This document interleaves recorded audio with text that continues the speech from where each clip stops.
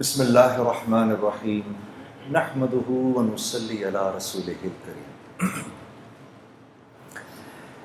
قابل احترام بھائیوں، دوستوں، بزرگوں،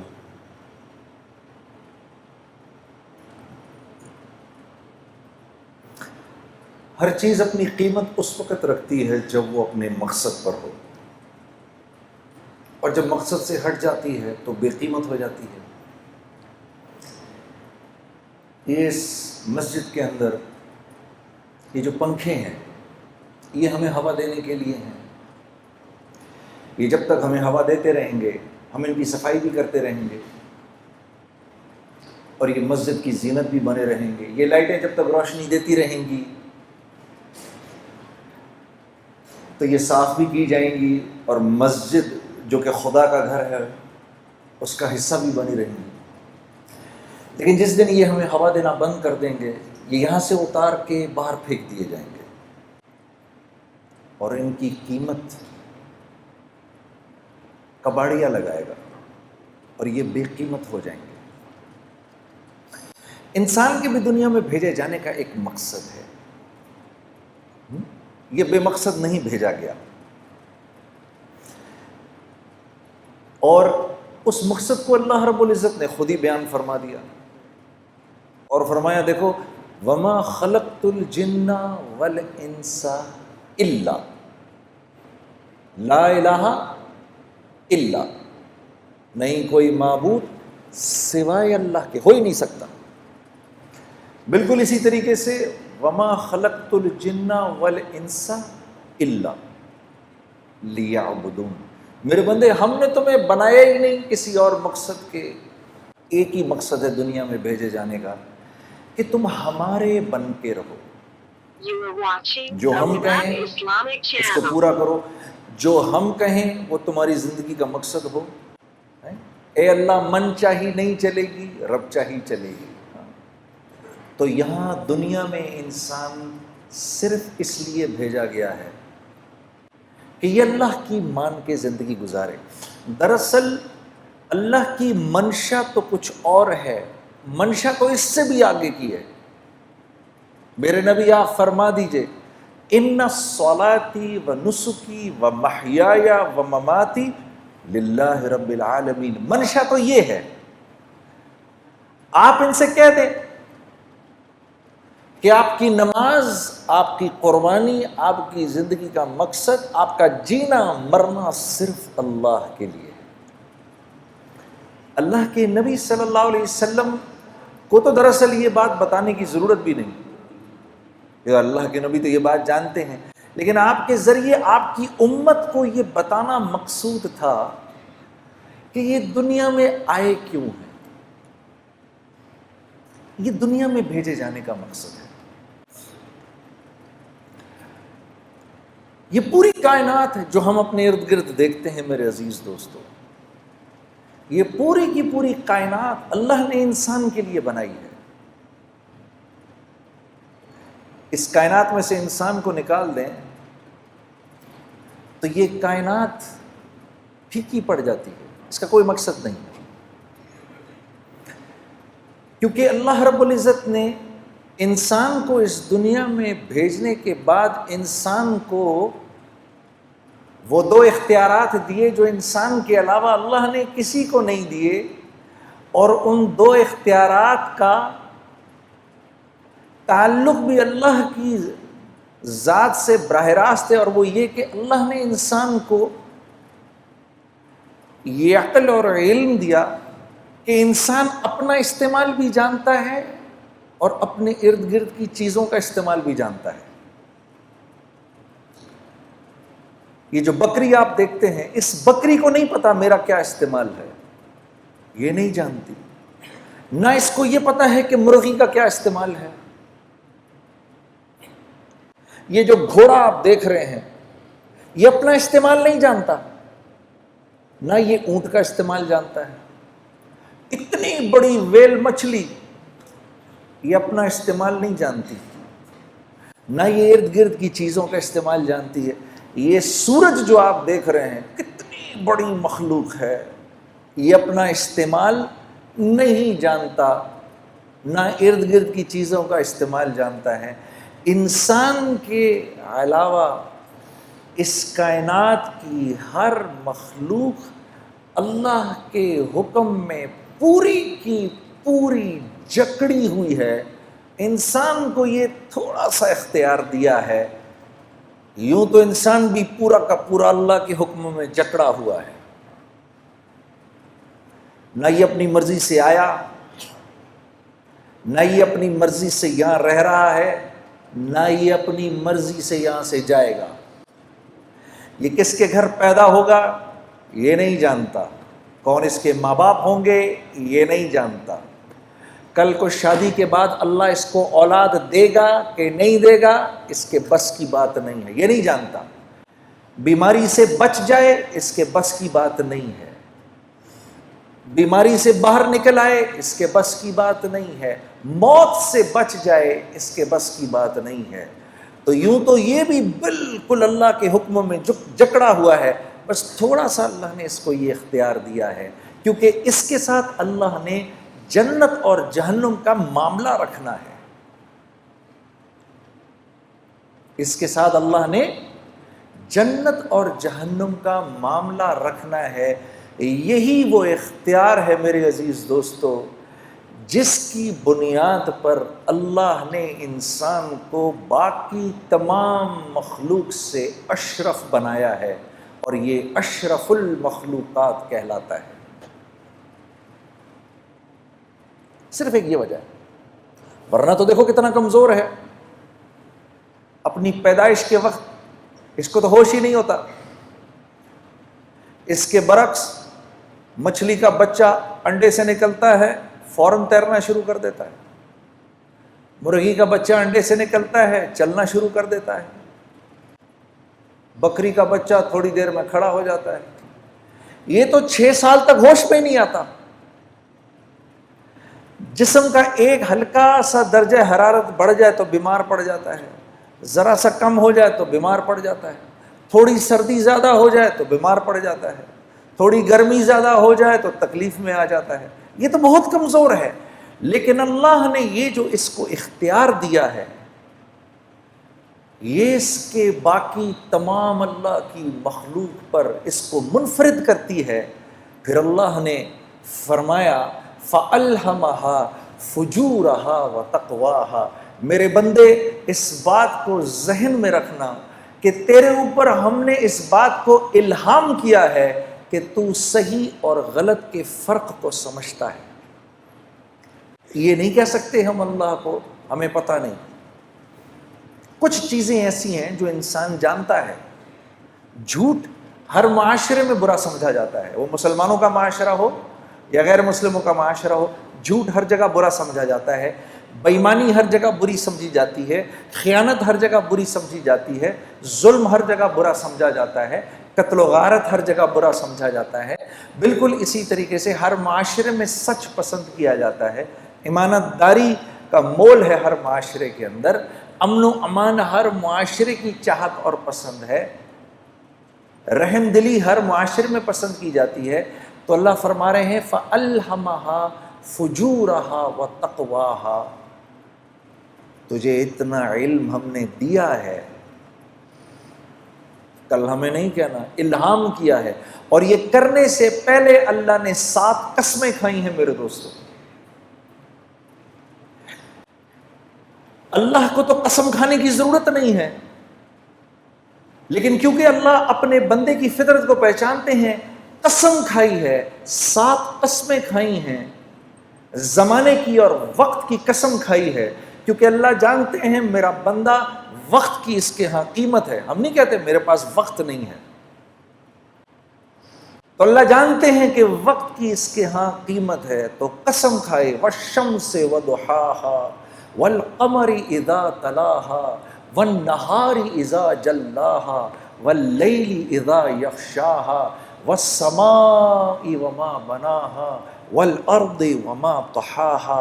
6 قسمیں تو وقت کی کھائیں کہ مجھے سورج کے نکلنے کی قسم، اور پھر چاند کی تمازت کی قسم، اور پھر دن کے اجالے کی قسم، اور پھر رات کے چھا جانے کی قسم، اور پھر اس رب کی قسم عجیب کہ جس نے آسمان کو بنایا اور تخلیق کیا، اور کیا ہی بات ہے اس رب کی، اس کی قسم کہ جس نے زمین کو بچھایا، اور پھر ساتویں قسم آپ کی کھائی اور کہا میرے بندے مجھے تیری جان کی قسم، اور اس رب کی قسم جس نے یہ خوبصورت انسان بنایا ہے، فَأَلْهَمَهَا فُجُورَهَا وَتَقْوَاهَا،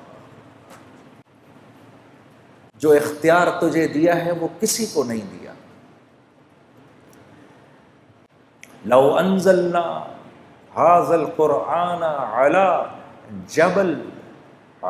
جبل لرأيته خاشعا متصدعا من خشیۃ اللہ، جب ہم نے اس قرآن کو پہاڑ پر اتارنے کی کوشش کی، کتنی مضبوط چیز ہے،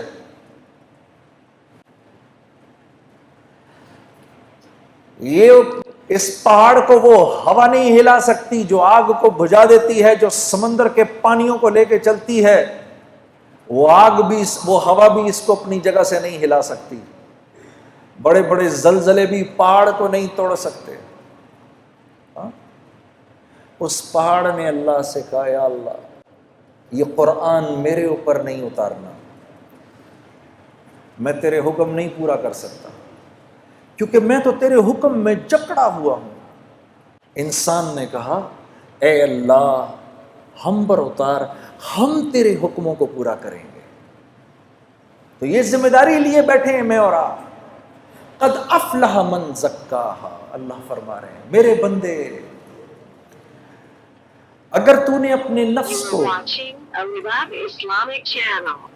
اگر تو نے اپنی خواہشات کو میرے حکموں کے تابع کر دیا تو تو کامیاب ہو جائے گا، کیونکہ یاد رکھ نفس پر تو چلنے کے لیے نہیں ہے، نفس پر جانور چل سکتا ہے، کیونکہ جانور کو تو ہم نے کوئی اختیار دیا ہی نہیں، وہ تو اچھائی اور برائی کو نہیں سمجھتا۔ کتے کو کل اللہ پکڑ کر جہنم میں نہیں ڈالے گا کہ تو نے فلاں کی ٹانگ کیوں پکڑی، وہ کہے گا یا اللہ تو نے مجھے جس فطرت پر پیدا کیا میں نے پوری زندگی اس فطرت پر گزار دی، میں نے اسی فطرت پر زندگی گزاری۔ سانپ کو اللہ جہنم میں نہیں ڈالے گا کہ تو نے کیوں کاٹا فلاں کو، وہ کہے گا اللہ یہ تو نے بات میری فطرت میں ڈالی تھی، اور میں بالکل پورا کا پورا تیرے حکموں پر چلا ہوں۔ شیر کہے گا اے اللہ میں نے کبھی گھاس نہیں کھائی، میں نے کبھی پھل نہیں کھائے، وہ تو نے انسانوں کے لیے بنائے تھے، میں نے کبھی سبزیوں پر منہ نہیں مارا کیونکہ وہ میرے لیے تھا ہی نہیں، میری تو جو تو نے فطرت بنائی میں اسی فطرت پر چلا۔ بکری اللہ سے، گھوڑا اللہ سے، اونٹ اللہ سے کہے گا یا اللہ ہم نے کبھی گوشت کو منہ نہیں لگایا، جو تو نے گھاس پھوس ہمارے لیے بنائی ہم نے وہی کھائی۔ یہ میرے اور آپ کا معاملہ ہے میرے دوستو، ہم اپنی مرضی پر نہیں چل سکتے۔ یہ وہ بات ہے جو میں آپ کو بتانے آیا ہوں، کیونکہ آپ کا ایک مقام ہے، آپ اشرف المخلوقات ہیں، آپ اپنے نفس پر نہیں چل سکتے۔ اگر نفس کہہ رہا ہے کہ سوتا رہے فجر گزرتی ہے تو گزرے، یہ آپ نہیں کر سکتے۔ چلو ایک سیکنڈ کے لیے صرف سمجھانے کے لیے ہم آخرت کی نہیں دنیا کی بات کرتے ہیں، سمجھانے کے لیے، کیونکہ جب آخرت سمجھانے لگو تو پھر کیا اگلا کہتا ہے ارے مولانا یہاں کا بتائیے کون جیتا ہے تیری زلف کے سر ہونے تک، آخرت تو جب آئے گی تب آئے گی، دیکھا جائے گا، ابھی یہ بتائیں میں دنیا میں خوبصورت زندگی کیسے گزاروں۔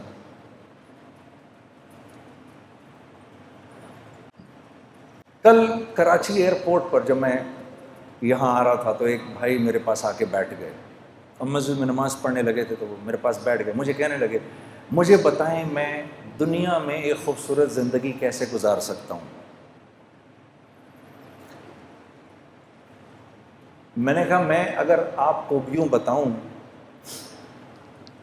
اور اگر آپ میری بات پر عمل کر لیں تو آپ یقین کریے کہ اللہ رب العزت کی ذات، اس کی یہ منشا ہر وقت کی منشا ہوگی کہ آپ کی زندگی ایک خوبصورت زندگی بن جائے،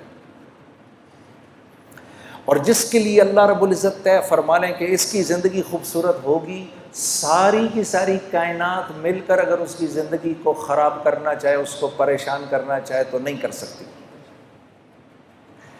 اور اگر اللہ یہ فیصلہ فرما لیں کہ نہیں یہ نافرمان ہے، اس کی زندگی میں اس کو ہم خوف اور غم کا لبادہ پہنائیں گے ہی، 7 ارب انسان اگر مل کر آپ کی زندگی کو خوبصورت بنانا چاہیں تو نہیں بنا سکتے۔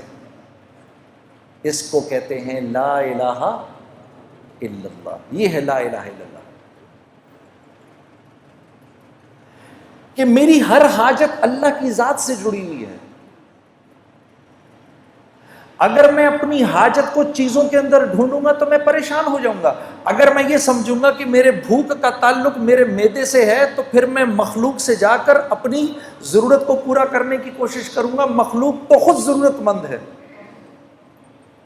انہیں تو خود ضرورت ہے، وہ تو خود بھوکے ہونے والے ہیں تھوڑی دیر کے اندر، اس کو تو خود بھوک لگنے لگی ہے تھوڑی دیر میں۔ میرے دوستو، بھوک آتی ہے اللہ کے بھوک کے خزانوں سے، اس کا تعلق معدے سے نہیں ہے۔ آج تو یہ بات اتنی عجیب ہے کہ اس بات کو کرو بھی تو مسلمان کی اولاد بھی آپ کی شکل کو ایسے دیکھتی ہے کہ جیسے پتہ نہیں کون سی انوکھی بات کہہ رہا ہوں میں، لیکن یہ سچ ہے، یہ اللہ کی سنت ہے، اس نے کبھی تبدیل نہیں ہونا۔ میرے بندے، وَفِي السَّمَاءِ رِزْقُكُمْ وَمَا تُوعَدُونَ، جو رزق تو اپنا دنیا میں ڈھونڈ رہا ہے اس کا تعلق زمین و آسمان سے، ساری کائنات سے نہیں ہے، یہ تو ہم آسمان سے اتارتے ہیں تیرے لیے، پھر تو جھوٹ کیوں بولتا ہے؟ اب وہ مجھے نوجوان کہہ رہا مجھے بتائیں میں کیا کروں۔ میں نے کہا بھائی دیکھو،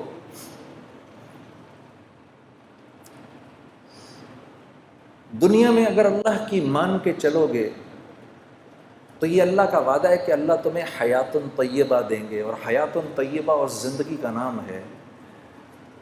جو زندگی اللہ لمبی کر دیتے ہیں، نیک انسان کی زندگی اللہ لمبی کر دیتے ہیں، اس کی تقدیر بدل دیتے ہیں۔ اس کی تقدیر میں جتنے سال لکھے ہوتے ہیں، جب اس کی زندگی کے اندر اپنی فرما برداری دیکھتے ہیں تو اس کی زندگی کے سالوں کو بڑھا دیتے ہیں۔ آسمان سے رزق کے وہ دروازے کھولتے ہیں جو اکثر نہیں کھولتے، اس کے لیے خاص رزق اترتا ہے۔ اللہ اس کو لمبی زندگی دیتے ہیں، بیماری سے پاک زندگی دیتے ہیں، خوف سے پاک زندگی دیتے ہیں، غموں سے پاک زندگی دیتے ہیں اس کو۔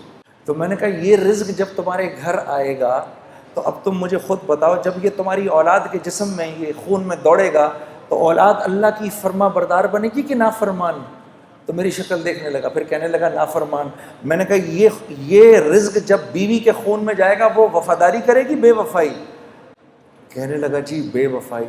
تو میں نے کہا اولاد ہو نافرمان، بیوی ہو بے وفا، تو زندگی سکون میں گزر سکتی ہے؟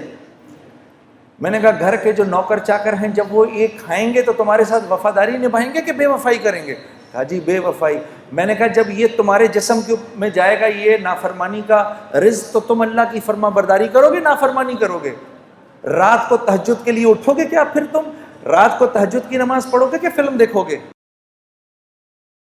کہتا جی میں پوری بات سمجھ گیا، میں پوری بات سمجھ گیا۔ فَأَلْهَمَهَا فُجُورَهَا وَتَقْوَاهَا۔ میں نے اس کو اٹھ کے گلے لگایا، میں نے کہا اگر تو نے دل میں اس بات کا عزم بھی کر لیا ہے کہ آج کے بعد میں اللہ کی فرما برداری کروں گا تو خدا را بیٹھ کے میرے لیے دعا کر، اللہ مجھے بھی معاف کر دے کہ اس وقت اللہ کی رحمت نے تجھے ایسے گھیرا ہوا ہے کہ اگر اس بارش کے تھوڑے سے چھینٹے مجھ پر بھی پڑ گئے تو میں بھی نکل جاؤں گا۔ کیونکہ اللہ کا جو بندہ اندر سے اس بات کا عزم کر لے، اے اللہ آج کے بعد نافرمانی نہیں کروں گا، میری مدد کر، آج کے بعد میں تیری فرما برداری کی پوری کوشش کروں گا، جو بندہ اس بات کا صرف دل میں عزم کر لے اللہ کی رحمت اس کے ساتھ ہو جاتی ہے۔ وہ ایک قدم چلتا ہے، اللہ اس کے ساتھ 10 قدم چلتے ہیں۔ وہ اللہ کی طرف چل کے جاتا ہے، اللہ اس کی طرف دوڑ کے جاتے ہیں. یہ اللہ کا وعدہ ہے. یہی قریب میں جو رائیونڈ کا مرکز، میں پہلی دفعہ جب یہاں سے 4 مہینے لگا کر گھر گیا تو گھر مفتی تقی عثمانی صاحب سے میں نے گزارش کی حضرت تشریف لے کر آئے. اور یہی بات جو بھی میں آپ سے کہہ رہا ہوں نا، اللہ کے لیے اپنے نفس پر پہلا قدم رکھنا، پہلا قدم نفس پہ رکھنا، دوسرا قدم جنت میں. تو طبیعت پر بڑا بوجھ پڑ رہا تھا، میں کیسے کروں گا، میں کیسے کروں گا. آج کے بعد اگر نامحرم عورت سامنے آئے گی تو میں نظریں کیسے ہٹاؤں گا. سامنے سے نامحرم عورت آئی، آپ کی اس پر پہلی نظر پڑی اور آپ نے اپنی نظر جھکا لی، اسی لمحے اللہ پچھلے سارے گناہ معاف کر دیتے ہیں. اور ایمان کی وہ حلاوت عطا فرماتے ہیں جس کو آپ اپنے سینے میں محسوس کریں گے. اسی لیے اللہ رب العزت نے اپنے بندے کے اپنے طرف آنے کو جہد سے تشبیہ دی. اللہ رب العزت کا ارشاد ہے والذین جاہدوا فینا، میرا وہ بندہ جو میری طرف آنے کی جہد کرے گا. آرام سے نہیں آ سکتا، آرام سے نہیں آئے گا، نفس پر بوجھ ضرور پڑے گا. جو جہد کرے گا، جب بیٹا کسی غلط بات کا مطالبہ کرے تو بیٹے سے کہے گا بیٹا باوجود اس کے کہ تو میری اکیلی اولاد ہے لیکن میں کیا کروں، یہ گناہ میں نہیں کر سکتا کیونکہ اللہ اور اس کے رسول کا حکم نہیں ہے، یہ میں نہیں کروں گا بیٹا، یہ میں نہیں کر سکتا. اس کو اللہ فرما رہے ہیں والذین جاہدوا فینا، جو میری طرف آنے کی کوشش کرے گا، لنہدینہم سبلنا، میرے بندے غور سے سن، میں ضرور در ضرور تیرے لیے اپنی قربتوں کے راستوں کو کھولوں گا، پہنچ جائے گا تو میری طرف. تو میں نے جب یہ بات سنی تو میں مفتی صاحب کا چہرہ دیکھنے لگا. میں نے کہا حضرت مجھے بات سمجھ نہیں آئی، مجھے سمجھائیں ذرا، مجھے نہیں بات سمجھ میں آئی. اللہ کی قربت کے راستے کیا ہیں؟ تو فرمانے لگے کبھی اس ماں کو دیکھا ہے جو پہلی مرتبہ اپنے بچے کو زمین پر کھڑا کرنے کی کوشش کرتی ہے، 8 9 یا 10 ماہ کا بچہ ہوتا ہے یا 1 سال کا. جب اس کو پہلی دفعہ کھڑا کرتی ہے تو اپنی دونوں انگلیاں اس کے ہاتھ میں دیتی ہیں، پھر اپنے ہاتھ چھڑوا کے پیچھے ہو جاتی ہے. اب بچہ ماں کی طرف بڑھنے کے لیے پہلا قدم اٹھانے لگتا ہے، ابھی پہلا قدم اٹھا نہیں سکتا، ماں فرتے جذبات میں دوڑ کر اس کو پھر گلے لگا لیتی ہے. جب بندہ اس بات کا عزم کرتا ہے میرے رب تو کتنا میرا کریم رب ہے، اب تک میں نے کتنا تجھ کو ناراض کیا، آج کے بعد یا اللہ میں تیرے حکموں کو نہیں توڑوں گا، میں پوری کوشش کروں گا کہ یا اللہ میں تیرے حکموں کو پورا کروں، کمی بیشی رہ جائے تو معاف کر دینا. جب وہ یہ ارادہ کرتا ہے تو اللہ رب العزت دوڑ کے آ کے اپنے اس بندے کو سینے سے لگا لیتے ہیں. ارادہ ملک کا بادشاہ، ملک کا حکمران ابھی اس بات کا ارادہ کرتا ہے، وہ جھوٹے منہ کہتا ہے، جھوٹے منہ میں اس ملک میں اللہ کے حکموں کو پورا کروں گا، اللہ کی مدد براہ راست اس کے ساتھ ہو جاتی ہے. جھوٹا ارادہ، اس کا کوئی ارادہ نہیں ہے. جب ہم کہتے ہیں نا حسبی اللہ، سوچے سمجھے بغیر ہم کہیں نا حسبی اللہ، بس اللہ میرے لیے کافی ہے، اللہ کافی ہو جاتا ہے. حسبی اللہ لا الہ الا هو علیہ توکلت وہو رب العرش العظیم. میرے دوستو یہ وہ دعا ہے جو دن میں اگر کوئی 7 مرتبہ شروع میں اور 7 مرتبہ شام میں اس دعا کو پڑھ لے پورے دن کے لیے، اور یہ وہ واحد دعا ہے جس کے بارے میں اللہ کے نبی نے فرمایا یہ میرا کوئی امتی اگر دھیان کے بغیر بھی پڑھے گا اللہ سارا دن اس کے ساتھ ہو جائیں گے. حسبی اللہ، میرا اللہ میرے ساتھ ہے. کبھی اکیلے میں بیٹھنا اللہ سے اپنے گناہوں کی معافی مانگ کے پھر تھوڑی دیر میں دل کو ایک تسکین ہوگی، 2 آنسو نکلیں گے، سمجھ جانا اللہ نے خوش ہو کے معاف کر دیا۔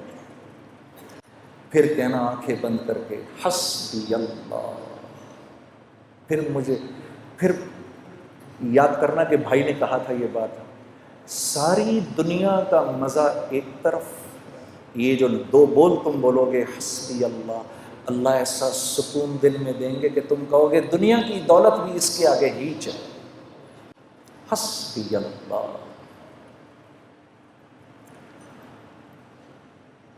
تو ہمارا مسئلہ نیکیاں کرنا نہیں ہے، نیکیاں تو ہیں، دیکھو کتنا بڑا مجمع آ گیا جمعہ پڑھنے کے لیے، باہر بھی کتنے بیٹھے ہیں۔ ہمارا مسئلہ نیکیاں کرنا نہیں ہے، ہمارا مسئلہ برائی سے بچنا ہے۔ برائی سے نہیں بچا جاتا۔ برائی سے بچنے کا کیا مطلب ہے؟ کیا گناہ نہیں ہوں گے؟ نہیں، گناہ ہوں گے۔ برائی سے متقی کون ہے؟ وہ جو گناہ نہیں کرتا؟ نہیں، متقی تو وہ ہے جو گناہ کرتا ہے فوراً معافی مانگ لیتا ہے، یہ متقی ہے۔ گناہ کیا معافی مانگ لو، اللہ مجھے معاف کر دے، معاف ہو گیا۔ پھر گناہ ہوا، یا اللہ مجھے معاف کر دے، پھر معاف ہو گیا، یا اللہ معاف کر دے۔ کرتے کرتے کرتے اللہ رب العزت ایک وقت آتا ہے، اللہ فرماتے ہیں میرے بندے چل دیکھتے ہیں کہ تو معافی مانگ کے تھکتا ہے یا ہم معاف کر کے تھکتے ہیں۔ تو معافی مانگ مانگ کے تھک جائے گا، ہم معاف کر کے نہیں تھکیں گے۔ یہ تو ہم اللہ کو پہچانتے نہیں۔ آپ دیکھو، یہ اسکول میں تو سبھی گئے ہیں، 8 بجے کا ٹائم، بھائی 8 بجے اسکول میں جانا ہے، 8 بجے نہیں پہنچو گے تو کیا ہو جائے گا؟ گیٹ بند ہو جائے گے۔ اس کے بعد گھسنے دیں گے اندر؟ نہیں گھسنے دیں گے، چلو بھائی باہر نکلو ادھر سے، گھر جاؤ۔ اب ادھر مؤذن اذان دیتا ہے، اللہ اکبر اللہ اکبر، اس رب سے بڑا کوئی نہیں ہے، یہی سب سے بڑا ہے۔ اذان ہو گئی، اذان کے بعد اللہ رب العزت کا حکم آنا چاہیے تھا، چلو بھائی بند کرو، مسجد کو بند کرو، اب کوئی مسجد میں نہیں داخل ہوگا۔ تو مؤذن سے کہا رک جاؤ رک جاؤ، ابھی تو میرے بندوں نے اذان سنی ہے، انہیں 15-20 منٹ تو دو، ابھی میرے بندے کاموں میں لگیں، ابھی آئیں گے میرے بندے، ابھی آئیں گے۔ مسجدوں کے دروازے کھول دو، کیونکہ مسجد میری رحمت کی جگہ ہے، میرا گھر ہے، ابھی میرے بندے آئیں گے، کوئی بات نہیں اگر تھوڑی دیر ہو گئی تو، ابھی تو یہ آئیں گے۔ 15-20 منٹ کے بعد نماز کھڑی ہوئی، اللہ اکبر قد قامت الصلاۃ قد قامت الصلاۃ، نماز کھڑی ہونے لگی ہے، نماز کھڑی ہونے لگی ہے۔ اب تو کہہ دینا چاہیے تھا اللہ کو، مؤذن کو، چلو جاؤ اب جا کر گیٹ پر تالے لگا دو، ہونا چاہیے تھا۔ بھائی سمجھ میں آنے والی بات ہے نا، 8 بجے اسکول بند ہو گیا، اب نہیں آ سکتا کوئی اندر، تو اللہ کو بھی تو، اللہ تو اسکول سے بڑا ہی ہے، لیکن نہیں، تالے نہیں لگانا، کوئی بات نہیں، تمہاری نماز کھڑی ہوگی، پیچھے سے میرے بندے آ رہے ہیں، کھول کے رکھو۔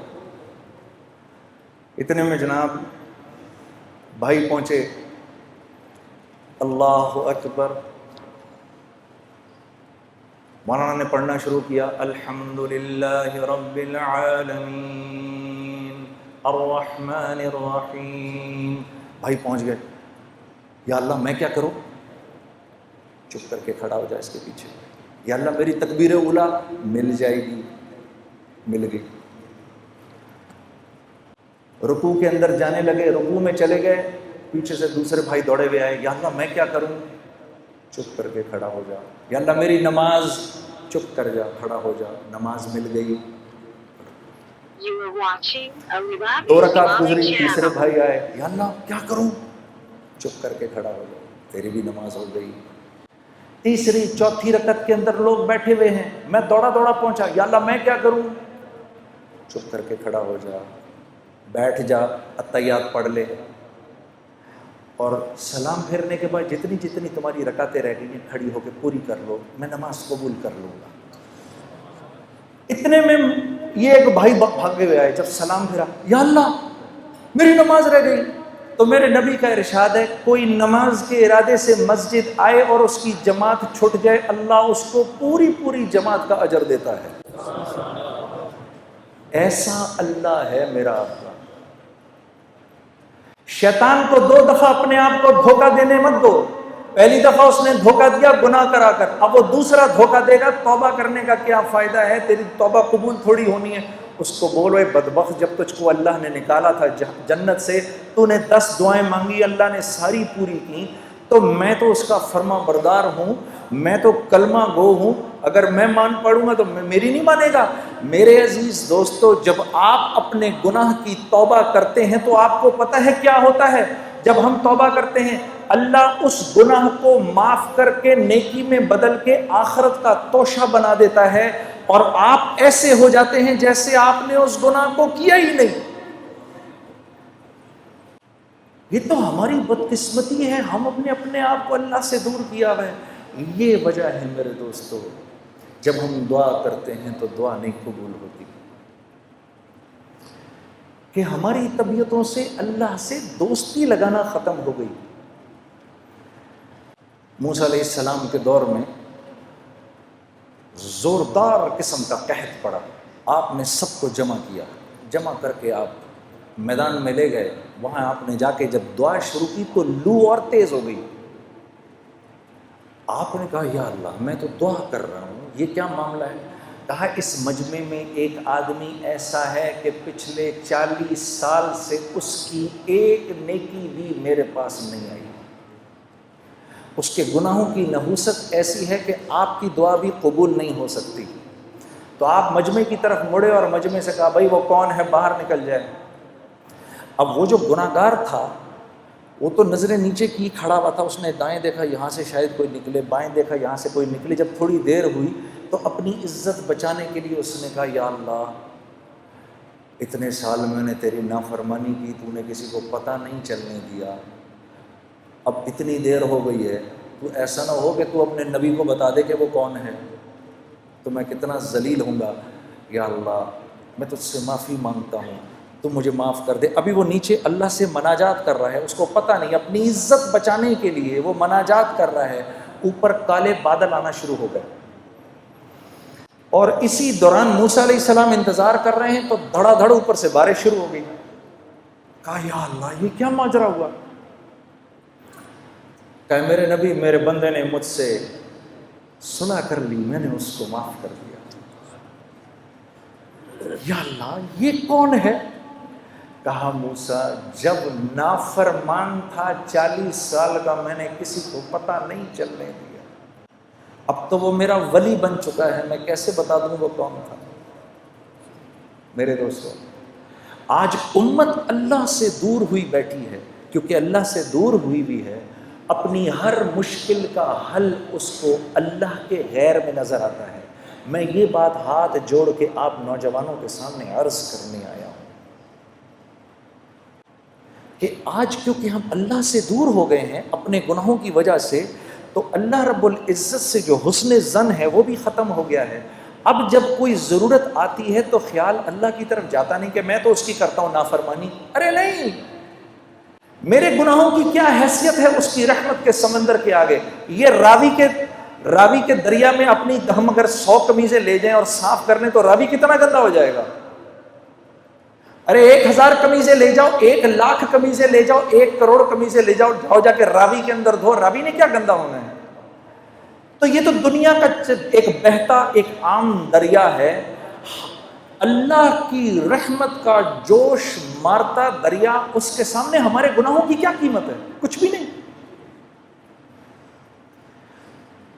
بس آدمی بے غیرت نہ بنے، بے باک نہ ہو جائے کہ وہ تو غفور الرحیم ہے جو کرنا ہے کروں، یہ نہ ہو، اندر طبیعت میں اس بات کی ندامت ہو تو یاد رکھو کہ اللہ کے ہاں طاعت کی استکبار سے معصیت کی استغفار زیادہ قیمتی ہے۔ ہاں میرے دوستو آخری بات آپ سے عرض کرتا ہوں، دیکھو 5 باتوں کا خیال رکھنا، ٹھیک ہے؟ 5 باتوں کا خیال رکھنا۔ یہ اللہ کے نبی صلی اللہ علیہ وسلم کے سامنے مہاجرین کی جماعت بیٹھی ہوئی تھی، اور یہ مہاجرین کی جماعت کون ہے؟ یہ سابقون الاولون تھے سارے، سیدنا ابو بکر صدیق، سیدنا عمر، سیدنا عثمان، سیدنا علی، طلحہ، زبیر، عبد الرحمن بن عوف، سعد بن ابی وقاص، سعید بن زید، رضوان اللہ علیہم اجمعین، یہ لوگ بیٹھے ہوئے تھے، مسلمانوں کے اس وقت کے سابقون الاولون، جن کی قربانیاں جو تھیں اور جن کو اللہ نے دنیا میں ہی جنت کی بشارتیں دے دی تھیں، تو یہ بیٹھے ہوئے تھے آپ کے سامنے۔ تو آپ نے فرمایا اے مہاجرین کی جماعت، 5 چیزیں ایسی ہیں اور میں اللہ کی پناہ مانگتا ہوں کہ یہ 5 چیزیں تم لوگوں میں آئیں۔ ذرا غور سے سننا میری اس بات کو۔ پھر آپ نے فرمایا جس قوم میں بے حیائی عام ہو جاتی ہے، لوگ بے حیا ہو جاتے ہیں، اللہ اس قوم پر ایسے امراض بھیجتا ہے کہ جس کا پچھلوں نے کبھی سنا بھی نہیں ہوتا۔ اللہ ان میں ایسی اموات بھیجتا ہے کہ جس کا پچھلوں نے کبھی سنا نہیں ہوتا۔ نمبر 1۔ نمبر 2، پھر آپ نے فرمایا کہ جس قوم میں تاجر بے ایمان ہو جائے، ناپ تول میں کمی شروع کر دے، اور میں یہ عرض کرتا ہوں کہ جس قوم کا غریب ٹھیلے والا بھی اگر لوگوں کو دھوکہ دینا شروع کر دے، 4 اچھے مالٹے اٹھائے، 8 گندے سڑے اٹھائے، جس قوم کا جو قوم ناپ تول میں بے ایمانی شروع کر دے، معاملات میں بے ایمانی شروع کر دے، اللہ ان کے اوپر ایک ایسا ظالم بادشاہ مسلط کرتے ہیں جو نہ ان کے بڑوں پر رحم کھاتا ہے، نہ ان کے بچوں سے شفقت کرتا ہے۔ دوسری بات ہو گئی۔ تیسری بات، پھر آپ نے فرمایا جس قوم کے لوگ زکوٰۃ کو تاوان سمجھتے ہیں، ان پر رزق تنگ کر دیا جاتا ہے، رزق تنگ کر دیا جاتا ہے کہ آسمان سے ایک قطرہ بھی نہ برسے اگر زمین پر بے زبان جانور نہ ہو تو۔ 3 باتیں۔ چوتھی بات، آپ نے فرمایا جو بات بات پہ جھوٹ بولتے ہیں، چکر دیتے ہیں اور اپنے وعدوں سے پھر جاتے ہیں۔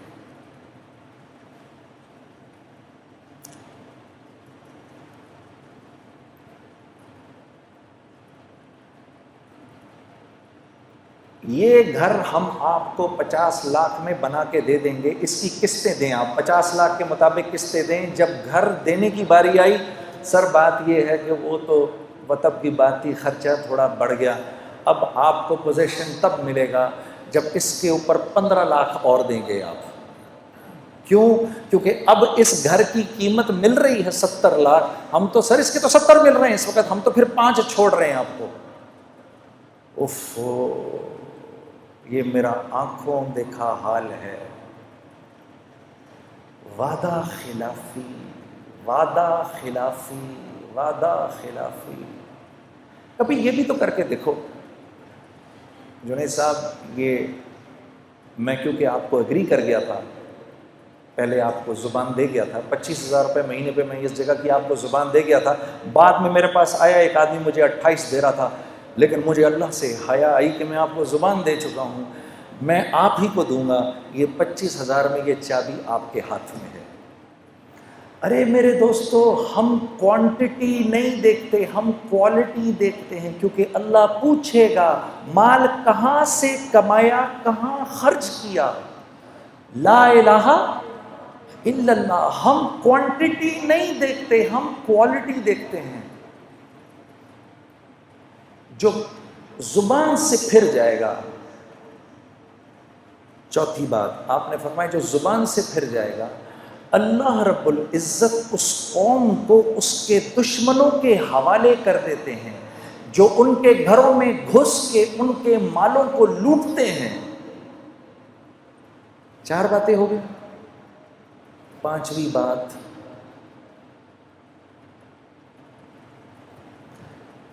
جس قوم سے عدل اٹھ جائے، جس قوم سے عدل اٹھ جائے، جہاں قانون پامال ہو، اللہ اس قوم میں آپس میں خانہ جنگی کروا دیتے ہیں۔ گناہ کیا ہے اور سزا کیا ہے؟ اب آپ مجھے بتاؤ، فوجیں جمع کرنے سے یہ مسئلہ حل ہو سکتا ہے؟ میرے نبی، پہلے تو یہ بتاؤ، نعوذ باللہ من ذالک، میرے نبی کی بات غلط ہو سکتی ہے؟ یہ میں نے 5 چیزیں آپ کو بتائیں، بتاؤ ان 5 چیزوں کے ٹھیک ہونے کا تعلق میری ذات سے ہے یا پولیس اور فوج یا ایلیٹ فورسز سے ہے؟ کس سے ہے اس بات کا تعلق؟ کس سے ہے بھائی؟ میری ذات سے ہے۔ میں ٹھیک ہو گیا، یہ سارا معاملہ ٹھیک ہو جائے گا۔ بس یہ گزارش میں آپ کے سامنے کرنے آیا۔ اللہ آپ لوگوں کو بہت بہت جزائے خیر دے۔ السلام علیکم ورحمۃ اللہ وبرکاتہ۔